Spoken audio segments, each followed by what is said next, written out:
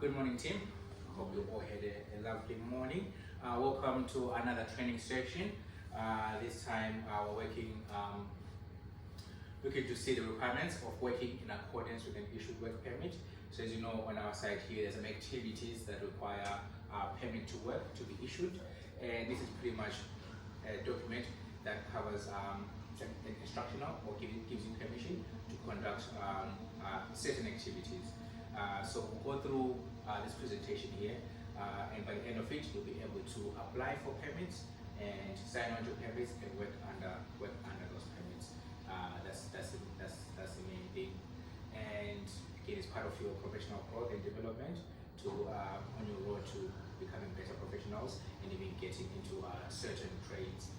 This again was requested for you by your supervisors, and I know it's going to be a very valuable course to learn. But before we start, let's go to the sign on sheet here.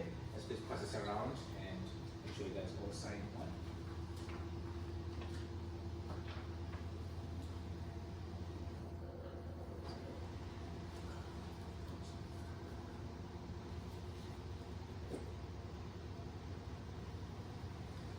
Have you guys ever heard of permit to work before? Because you might have seen other people in the work area working under permits and so on. Yeah. But yeah, after the session, again, you understand what your requirements are.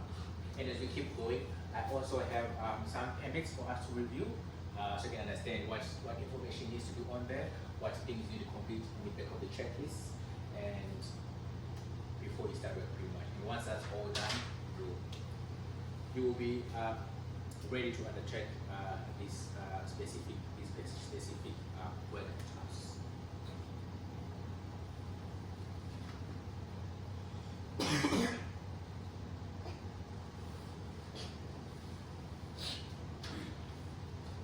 While we're signing on, I'll just go through a bit of housekeeping. So again, if you need water or some refreshments, the kitchen is just out of this door here in Head Straight. If you need to go to the toilet, head out of this door and then turn left and keep opening up the corridor and you'll get to the facilities. Please have your phones on silent throughout the session so we don't disrupt the class. If you need to take an important call or make an important call, just let me know and I'll get you time to get out of the room and make your call and so on. And since you guys are finished signing, we'll go to, I'll just show you a bit of our emergency response processes. So on the cancel evacuation diagram, if there is any emergency at all, we'll be required to evacuate the area. We'll just follow the directions on that evacuation plan. So emergencies such as bushfires or fires in the facility, or if there's a gas leak, or if there's anything that requires us to get out of the area, we just follow that. So when that happens, you'll hear a siren going off. When you hear that, just stay alert and remain calm and listen to my instructions. What we'll do is we'll just make our area safe here. We'll head towards the emergency exit, which is the door right over here, and we'll make our way to the master point, which is just further down the footpath that way.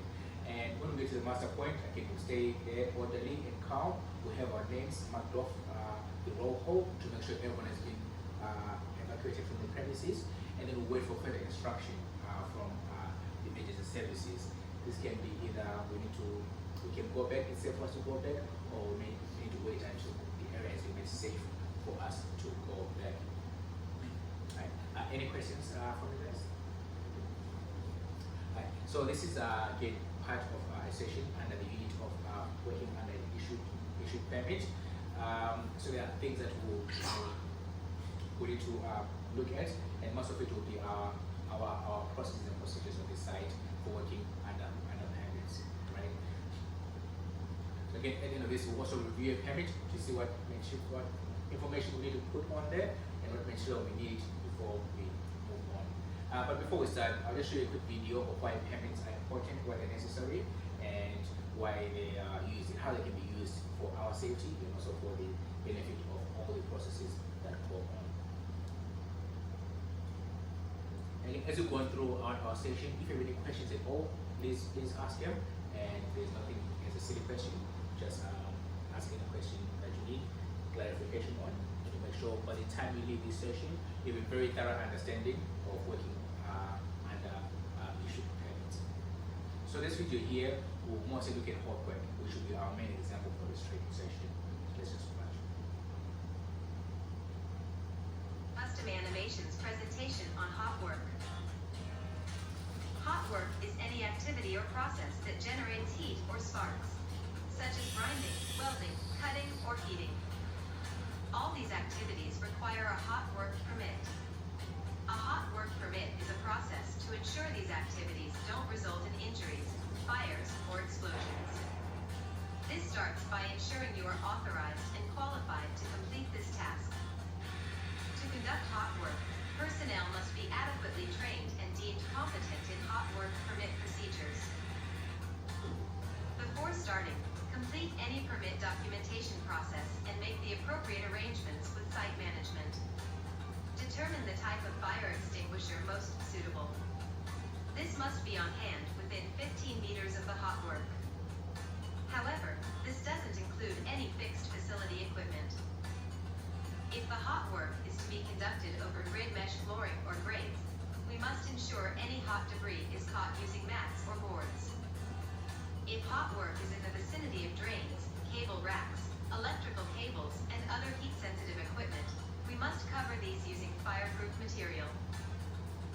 If working outdoors and water is available, we must wet down any immovable combustible materials, such as long grass. If hot work is within 1 meter of insulated sandwich panels, you should relocate your work or cover it with a thermal barrier. Ensure there is clearance of at least 4 meters around and above hot work. Ensure the work site is isolated from traffic and pedestrian movement. Complete a task risk assessment and hot work permit and ask yourself the following.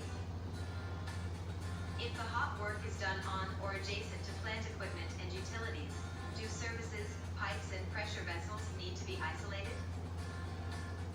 Does the work area require specific clearing, preparation, ventilation, or atmospheric monitoring? Does the nature of the work require respiratory protection?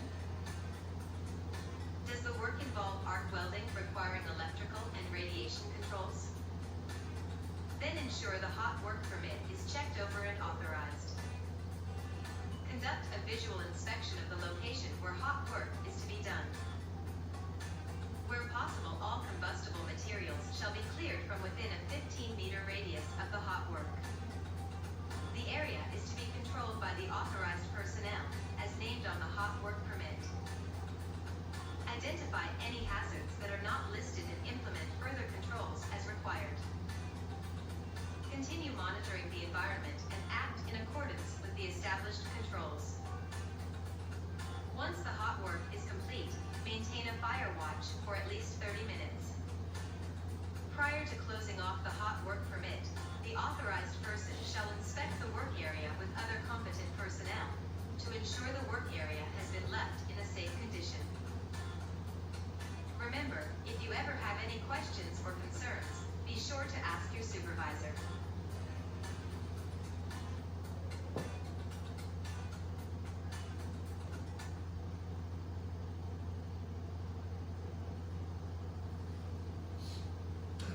Do you guys have any questions regarding that presentation? I think you have to like after 30 minutes you have to watch the time. Watch the work, right? So interestingly about things about hot work is sometimes you can put the fire out, right? But if something is still hot, it can still catch on fire. If there's still heat coming off in the area, something can still catch on fire. So what we do usually, we just wait for that extra 30 minutes so that it's completely cooled down before we continue. But very, very good question. That's something to look on, right? So hot work is something that we do in this workplace quite frequently. So things like grinding, cutting, welding, again, sometimes we support molding some metal frames. It all is all hot work, and it's the risks that come along with it, right? It's either you can burn yourself, right? Yeah. What other things can go wrong if you're doing hot work? But everything. And everything else, yeah. Burn Asphyxiation. Yeah, asphyxiation, you can get hurt by the fumes coming from your hot works, right? So it's important that we have controls in place for this, right? So a permit is a sense of a check, it contains a checklist that you make sure you have a lot of things in place to prevent anything from going wrong during your work activities. And obviously, as a company, we don't wanna hurt anybody. We don't wanna set anything on fire. We don't wanna set the facility on fire because it comes with other consequences too, right? We want people to be able to go home safe. We want people to come to a safe workplace, and we don't want to upset the neighbors or the shire when we do our hot works. Because if we end up burning the whole place down, the neighboring facility also might burn down, or the people in the area might also get injured. So it's important that we have this stuff in place. So on the screen there, I also have other permits that we have in this workplace. You've got confined space entry permits, you've got working at height permits, you've got work hot work permits, excavation and penetration permits, grid mesh removal permits, isolation permits, and main cage permits. But the main thing we're looking at today is just the hot work permit. Again, so activities such as welding, cutting, grinding, any activity that produces hot metal or radiant heat is classified as hot work, and we must have a permit in place, right? So when you're applying for a permit, right, so you've been given a task by a supervisor to go and cut a bracket of a steel frame, right? So what you need to do is say, oh, this is hot works, I need to apply for a permit. So you go to the permit office, and here you've got durations that you need to notify the office people by so they can get your permit going. What they will do before they give you a permit is assess the area, assess what you'll be doing, make sure that they've got they've identified things that you can have in place so you don't cause any harm to yourself or other people or equipment, and then you can have your permit. So for hot work permits is 24 hours, right? So have at least 24 hours as a minimum notification for letting the permit issuers know that you have a permit coming on. This is because there's a lot of stuff going on in the work area, and they'll be preparing other permits as well. So it's important to give enough notice so they can identify all the things that could go wrong and make sure they are controlled before anything happens, right? So the permit issuer, if you request a permit, they'll review your task. So you have a JHA or a SWIPS for the task you'll be doing. So your task will be again cutting off a bracket on a metal frame. They'll look at where you're working and what time you're working as well. And then they look at your permit to make sure everything in your permit is controlled and identified and filled out. So what we'll do as part of the session, we'll also go through the permit and look at what needs to be filled out and what information we must have on there. And then your permit issuer will review your completed permit, they'll review your scope of works, they'll review the controls you put in. They'll also compare and make sure that there's no other one doing something similar or something equally dangerous next to you, so you don't end up hurting yourselves or other people. And then once they're happy with what you put down, they will sign it off and hand it to you. And then you can go out there and with your workmates, you can sign on to the permit and conduct the work activities, right? So your responsibilities. So you've been issued a permit, right? You must ensure that permit, that hard copy permit, stays with you in your work area, right? You can put it in a folder with your other documentation and keep it in your work area. Make sure that anyone who's engaged, who's working with you, has read and signed onto this permit, right? So they read it and see the requirements and sign onto it. If they don't do that, they can't work with you. They can't do any hot works. Yes. Is the permit only for that certain job, or you can work on other jobs with that same permit? Yeah. So that permit is just for that certain job, right? For that certain job, for that certain area. If you need to move to another job or another area, you'll request a new permit altogether. And then, because there'll be different risks associated with that other area. A very good question, right? And then you monitor the permit to make sure all the control stuff is in place. And if anything changes, you just stop for a second, you put it back in control, and then you continue with your activities. So you review this regularly, right? So sometimes things can change, as you say. They might ask you to go and work in another area, or to do another thing. Instead of cutting a bracket, you might say just cut the whole metal frame, right? So what you do in that situation, you pause and say, okay, what does my permit say? My permit says I'm only cutting a bracket, so this is the change of scope now. So you go back to the permit issuer and say I'm changing the scope, and then what they'll do is they'll rewrite your permit and issue you another work permit.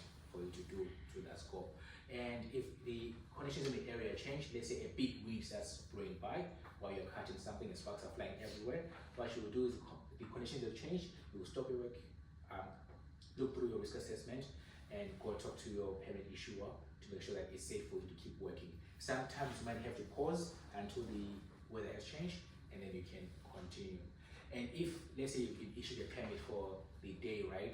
And if it expires, what you do is the next morning,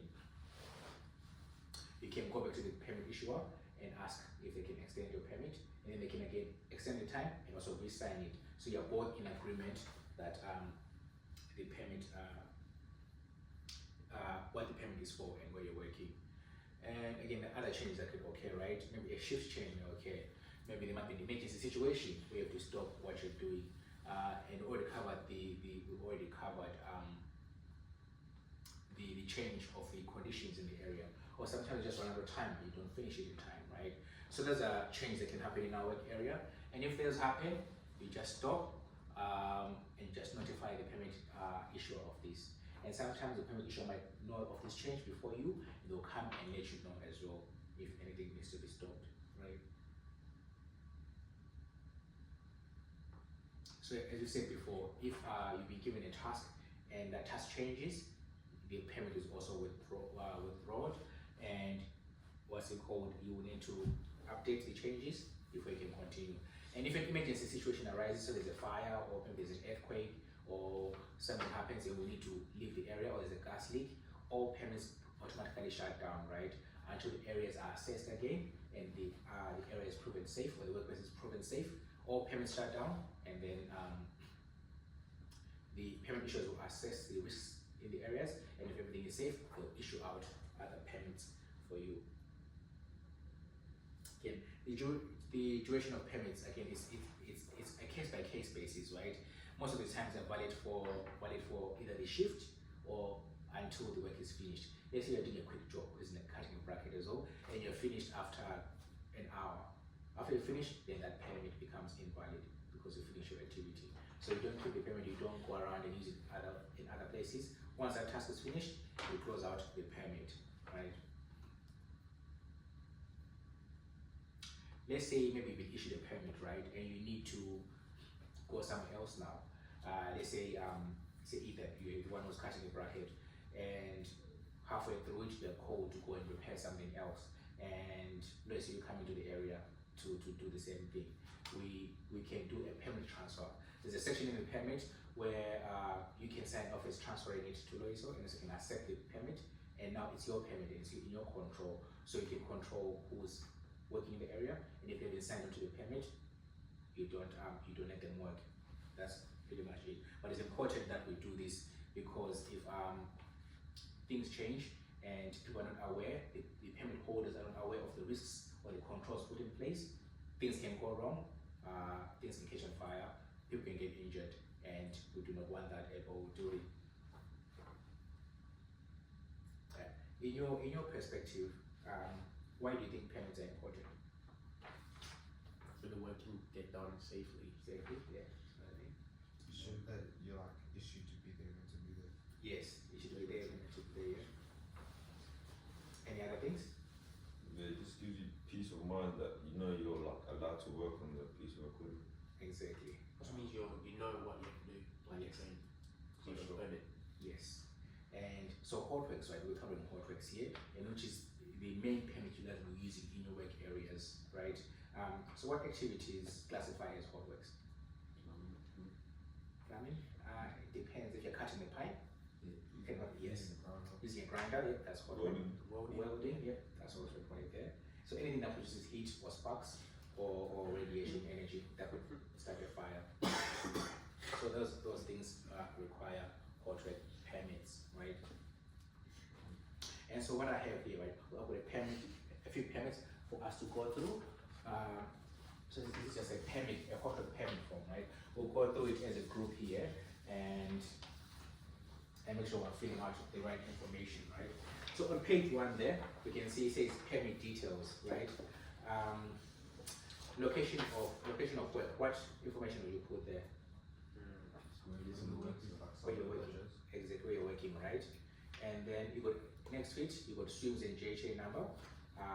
Even before this, I was just kind of discussing it as a group. SWIMS and JHA, that's a risk assessment, right? That also covers your corporate activities. So you put that number there, and you can link your permit to your risk assessment. And the date, what date did you put on that? Yeah, put the date you're working on, right? That's it. And the period validity will depend on what? Like the duration of the permit, what does it depend on?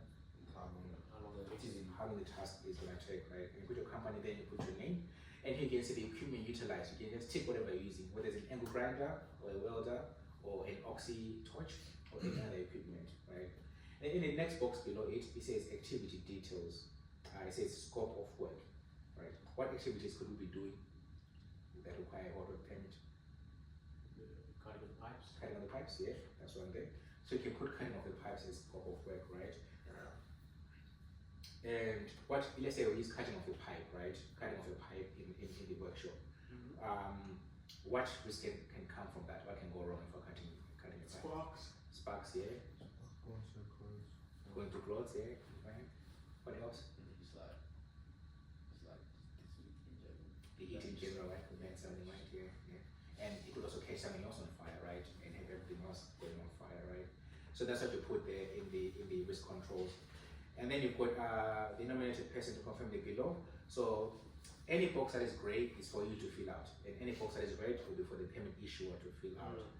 So the nominated person, that's you. So you just tick those boxes to make sure that you have all those in place, that your risk assessment has been approved, that I completed all the available, you've completed anything that needs to be completed, and any tasks in the area that are conflicting, you've been identified, and that any isolation and barricading and warning signs are installed to keep people away, right? So before this permit is approved at the front page here, we open up to the second page, right? So these are things that are meant to be in place before we start. So it's a checklist. So this checklist goes through the things that must be in place before you continue with your hot work. Things that could again prevent people from getting injured. So you can see here it asks, have combustible materials been removed from within 15 meters of the work area? So what materials could be combustible in the work area? Clothes are here, fabric stuff can catch fire. If there's wood in the area, that can catch fire as well. Yeah. Poison or any flammable material. Exactly, right. So the next one also says there are no fuels or oils or any chemicals that also catch on fire. Make sure there's nothing there. And also it asks, are there any barriers that are put up in place to contain sparks and flashes, right? So that also must be in place. And also fire suppression equipment, right? You need a backup if something does catch fire, right? What could you have as backup? A fire blanket is one, yeah. What other things? Extinguisher, yeah, and even water, right? Make sure you have that in the close vicinity of your work area, that if something does catch fire, you can quickly put it out before it gets any worse, right? And it looks at wind conditions. Why is it important to look at wind conditions when doing hot work? Yeah. Sparks can jump. Yeah, right. They can jump and move far and catch something else on fire, right? So also you have to check that the wind conditions are ordinary. Here we'll look at if the wind speed is over 40 kilometers per hour, then that that's a bit too quick. You might have to stop the job until the wind subsides, right? And PPE, right? You need some PPE for hot works. What kind of PPE do you need for doing hot work? A water mask, yeah. Goggles, also. The gloves, yeah. The face shield, yeah. Apron, so you don't get yourself caught on fire, right? You guys are all over this, all of that. And also make sure that everything else has been closed down. If there are any tanks in the area that are closed down, if there's anything that releases gas that has been closed. And also in your area there, what other things can you look out for? Let's say you're working, what other things can come in your area and disturb you? Other people, right? Someone else doing work next to you, and it's like, this is your area, you control it. And you may ask them to do their work at a later time or move to a different location so you don't interact that way, right? So you go down and continue completing that list there. And make sure you tick yes. If there's a no to anything, you talk to your supervisor and say, I tick no for this. What can I put in place to make sure that I can continue working safely, right? And then there's some times where there are special precautions involved. Let's say you have to do work in a confined space, but confined spaces also require permits of their own. So you'll need 2 permits there. one for your hot work and one for confined space. And that needs approval from even a senior manager because it's quite a dangerous task, right? As you can see at the grey box there, it's got transfer of permit. So if you do hand your permit over to the next person, you fill out that detail there, you put the date of the transfer, you put the original permit holder puts their name on there and signs it off, and then the new permit holder puts their name and also signs it, and then now that permit is transferred. So once that all is complete, right, you go back to the front page, to page 1, and then you give this to the permit issuer who will review the things you put in place, and if they're happy with it, they will sign it off as issued, right? And you as a permit holder can receive the permit and sign it off as received. When it's signed off, now you can go to your work area and you can have people sign on the sign-on page, right? Each person who's working in the work area can come in there and sign, put their names on them and sign on and make sure that they've read and understood the permit. If you haven't signed on, you can't work, you can't do that hot work, right? That's pretty much the main thing, really. Any questions from you there? What does it? Do you feel confident about undertaking activities or working under a permit? Yeah. Right. Yeah. So in terms of sparks or flying things, what controls can you put in place to make sure that doesn't hit anyone? That makes sure you're in a closed area. Putting in a closed area, and having screens and so on. Yeah. Yeah. And what if you're like working with open flames and things will catch fire? What can you do? If you move them away, Move them away? Possible. Yeah, if possible, move them away. Yeah. And if you can't move them away, what do you do? make sure there's like you wet them down. Safety measures. You haven't done it? Yeah, safety measures. Yeah. You said fire blankets before. You can cover them with fire blankets, right? So they don't burn. But you can also wet them down so that they're damp and don't catch fire easily. If you do those things there, you will be in a safe space. Also in Australia, we have these things called total fire bans. So if the temperature is over a certain degree, let's say it's over 35 or nearly 40 degrees, and there's high wind speeds, there's a thing called a total fire ban, where we won't be allowed to do any hot work without authorization, right? But so when that happens, just talk to your supervisor, confirm every morning that there's a total fire ban, because if we do hot work when there's a total fire ban, we can be fined by the Shire or other government authorities. But there are other ways to work around this. It's called applying for a work permit, another additional work permit to work in a total fire ban. There will be additional controls in place, such as having twice the amount of extinguishers and fire separation, twice the amount of screens, and also having a large quantity of water available to put out any fires if a fire does occur, right? That's the main thing, really. Any questions from you guys? From the total fire ban, Yeah. with the extra permit, is that like how long does that last? That just lasts you for the day. Uh, Right, lasts you for the day. It's an online platform that you go to and you just fill out your details and attach any relevant documentation, and then the Department of the Fire and Energy Services, they review it and then they let you know that you can continue working. Usually it doesn't take that long, but it's important that it's done. It gives them an idea of where hot works are going on around. So if there's a fire, they know where they need to respond to because they know where activities are. You guys are done with that. So you can hold on to those permits, refer to them as part of your activities. Any questions? Happy? Alright, so I'll just pass out these feedback forms here as well. Just complete this feedback form for me. Let me know if there's anything else that you want to cover during these sessions. And if this can be done a bit better, let me know, and we can also do it. The session title is Work in Accordance with an Issued Permit.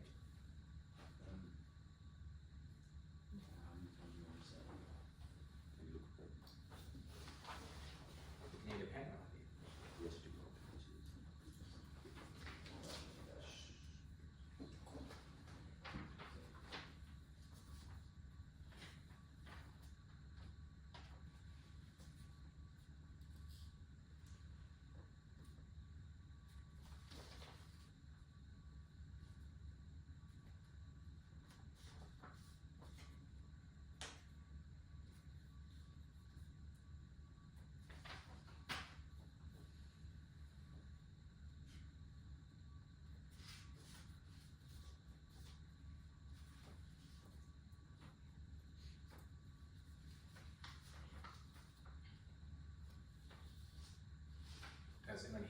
interest in boiler making or working as a welder? Yeah, that's me. That's you. Yeah. I did apprenticeship. Yeah, boiler making or welding apprenticeship. Yeah. It's quite interesting how it works, isn't it? You can pretty much create any metal structure that you want and put a lot of things together. It's quite a good skill to have. Could be used for at home as well. It can be used at home as well. Yes. And also even if your home is also good to remain safe, right? Yeah. And have the correct safety measures in place. But yes, okay, after this session, you guys can go apply for permits and make sure you're working under these permits and following the rules on the permit. It is important that you do that. As soon as you sign onto that permit, you are agreeing that you're going to comply with the requirements of the permit. And if you don't comply with those requirements, your permit may be taken away from you and you won't be able to complete that task. Yeah? That's good. Any questions from you guys already? Thank you so much for attending. I'll let your supervisors know that you completed this course. I'll also hand the information to the HR manager. They'll put it under your names as people who completed the course for working under an issued permit. Right, no questions? No. Thank you so much, guys. This is the end of our session. Hope you can enjoy working and stay safe. Yeah. Thank you.